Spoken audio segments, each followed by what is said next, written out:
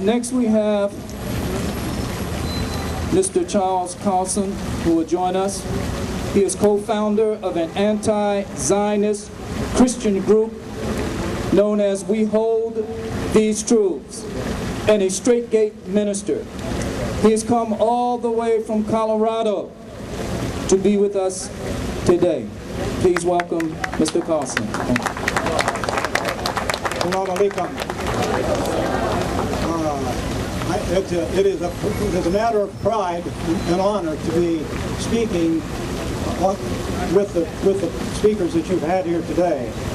And I could only punctuate things that they say in many respects. Yes, the Palestinians are not represented down there in those meetings that are going on. The representation of the Palestinians is still in Palestine. They're not here.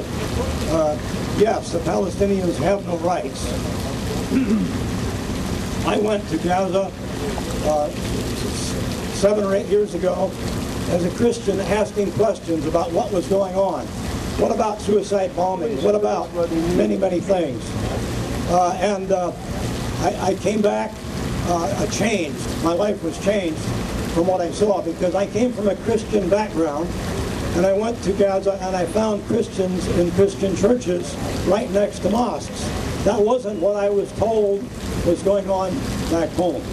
So we ended up starting an organization that is aimed at changing Christian Zionism. You see, in America, our problem, our overwhelming problem, the problem even bigger than the lack of representation down at that meeting, the biggest problem here is that 1 out of every 3 Americans has been influenced by a false new religious teaching that started less than 100 years, only about 100 years ago. It has become known as Christian Zionism, and the Christian Zionists are the only religion on the face of the earth who believe that there has to be a war, a major, huge world war sometime in the future to satisfy their beliefs. Christianity of a traditional nature, those men and women who follow Jesus' teaching, do not believe that. Muslims do not believe that we have to have a giant war in the future. And even Jews don't believe that there has to be a giant war, but Christian Zionists do. That is why a man named Ariel Sharon, who we've already seen a quote from, was one of the first people to use the term Christian Zionist. He used it to name those Christians who were his best friends in America, the people he could depend upon to give him exactly what he wanted, the people he could depend upon to put the people in office that he wanted in office.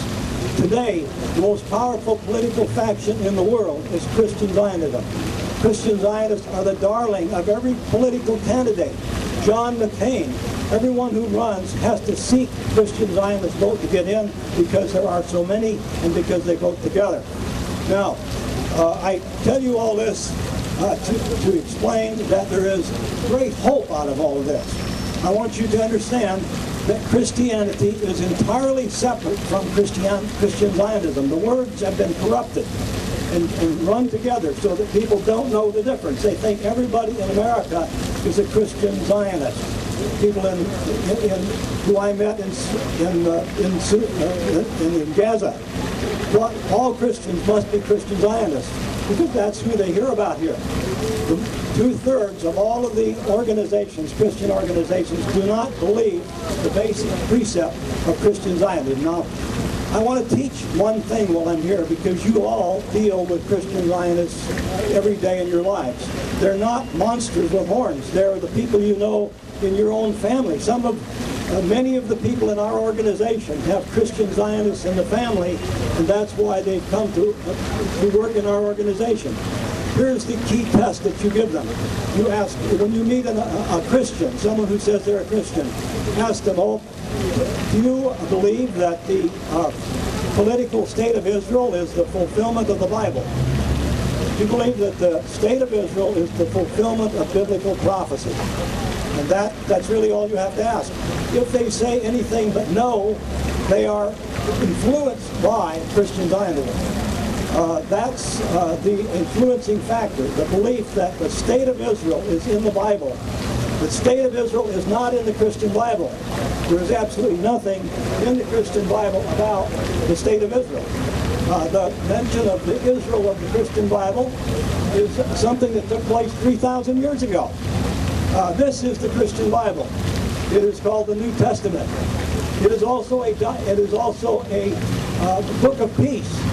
If you take this book and read it from end to end, you will not find one word in it, one paragraph, one line that would ever allow anyone who followed this to ever take the life of anybody, any other man's child in Gaza or any other place, to support any movement that did that.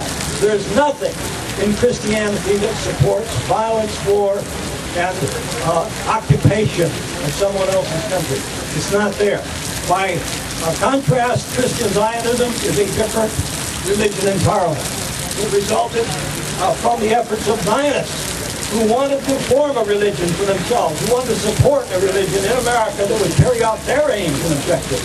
In 1908, the Zionist movement managed to get a book published called the Schofield Reference Bible. This is it. It's beautiful. It is a lovely book, but it is intentionally written to deceive. And it makes the physical state of Israel the fulfillment of the prophecies of the Bible. So that people that have raised believing this then will go out and say, oh, we must have Israel. Even if Israel is wrong, we must honor Israel. This is the book that does it right here. And we started an organization to expose this to Christians. We are followers of Christ who believe in the little book that I showed you. And we started an organization to expose what's wrong with us and to expose it to Christians 6 years ago when I came back from Gaza after seeing Gaza bombed and killed 6 years ago. With my own eyes, I saw the bombing 6 years ago in Gaza City. It was happening then. It still happens every day.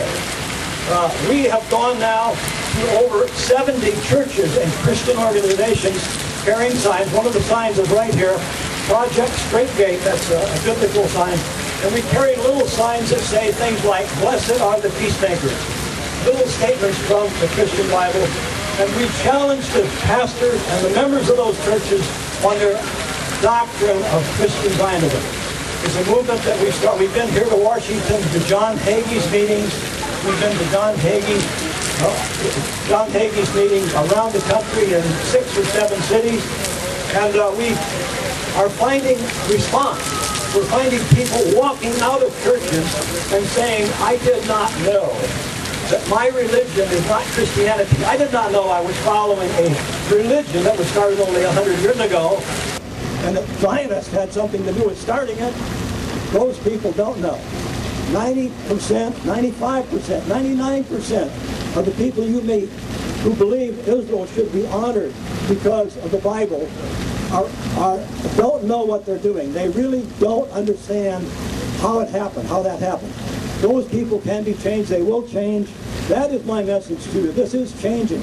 It is changing very fast. It's going on within the churches. We see signs of it all the time.